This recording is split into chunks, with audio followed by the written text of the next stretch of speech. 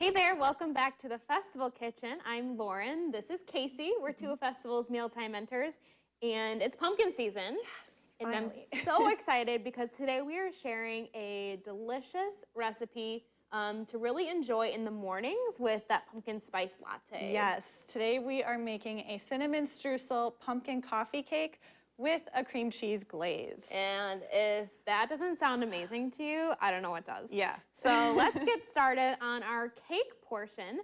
So we've got a big bowl here, and we're going to add in our wet ingredients to start. So we've got brown sugar, and then we've got 3 eggs, followed by some melted butter. It's almost melted. Let's get this out of here. And then we're using an entire can of pumpkin puree.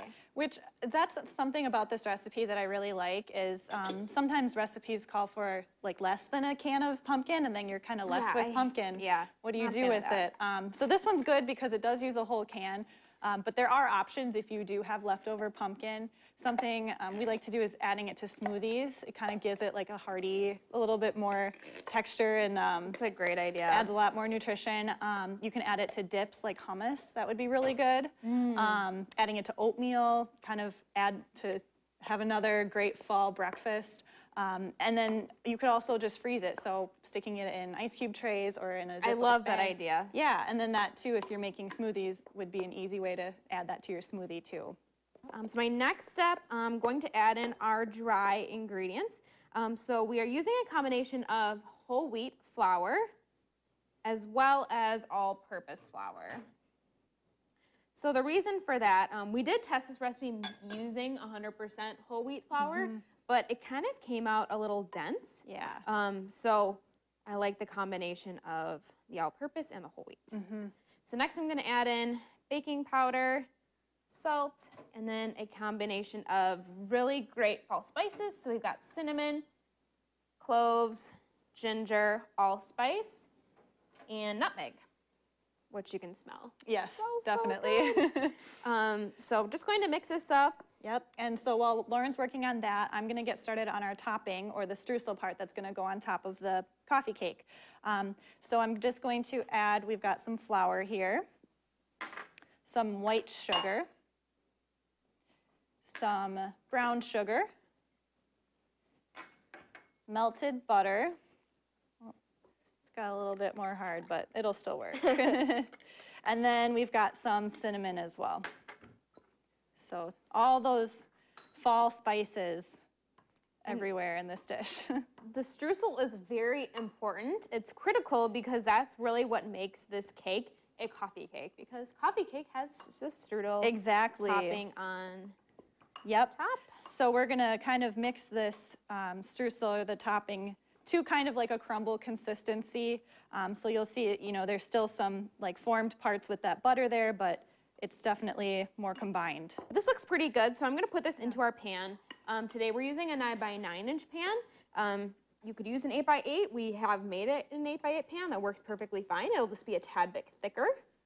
Smooth this out in our pan, and then that delicious strudel will go. Oh, it already smells right on so top. good. It does.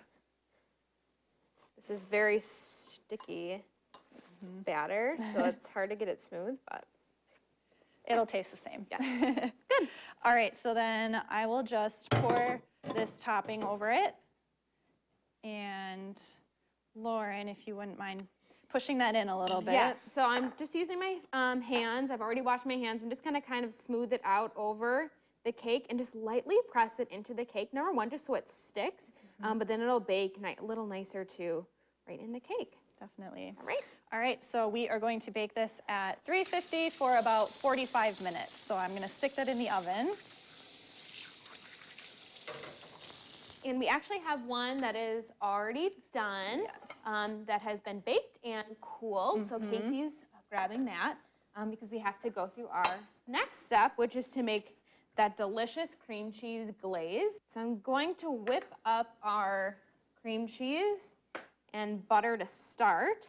So this cream cheese has been slightly melted. Get our butter out of here. Come on, butter. There we go. A little stuck in there. So I'm just going to use a hand mixer for sure for this because we want it really nice and smooth. I'm just going to mix this up. That looks good. Then I'm going to add in our next 2 ingredients. We've got some milk, just for a little bit of liquid, and then vanilla. Out of the way. Just going to whip this up as well. That looks good. And then last, I'm going to add in half of the powdered sugar. Mix it up.